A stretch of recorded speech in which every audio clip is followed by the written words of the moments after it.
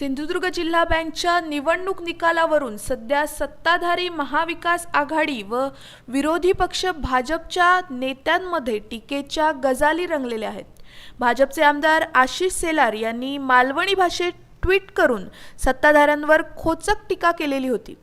त्यांच्या या टीकेला महाराष्ट्र काँग्रेसचे सरचिटणीस सचिन सावंत यांनी मालवणीतच उत्तर दिलेलं आहे.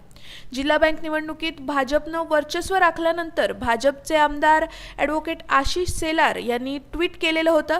आज सिंधुदुर्गात आघाडीचं भोपळो फुटलो असं ट्विट भाजप आमदार आशिष शेलार यांनी केलेलं होतं. सिंधुदुर्ग बँकचा निकाल हा मुंबई, ठाणे व नवी मुंबई महापालिकेच्या निकालाची नांदी आहे. हिम्मत असेल तर तिन्ही पक्षांनी एकत्र लढायला यावे, आम्ही तयार आहोत असं शेलार यांनी म्हटलेलं आहे. त्याचबरोबर शेलार यांनी मालवणी भाषेत आघाडी सरकारला टोला हाणला आहे.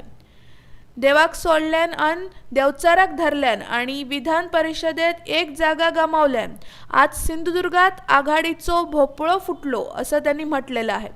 त्याला सचिन सावंत यांनी शेलारानू अर्ध्या हळकुंडान पिवळे कित्याक होतास, एक खूय जिल्हा बँक निवडणूक जिंकलास तरी आमका काय फरक पडाचो नाही, तुम्ही किती हातपाय आपटलास तरी राज्याच्या सत्तेत आम्हीच असो, पुढची 25 वर्षा महाविकास आघाडीची सत्ता रवतली, तुम्ही वाट बघा, तुमच्या भ्रमाचो भोपळो भाजपच्याच टाळक्यार फुटतलो अशा शब्दात मालवणी भाषेतच ट्विट करून उत्तर दिलेलं आहे. Bureau news, Kokanshahi, Mumbai.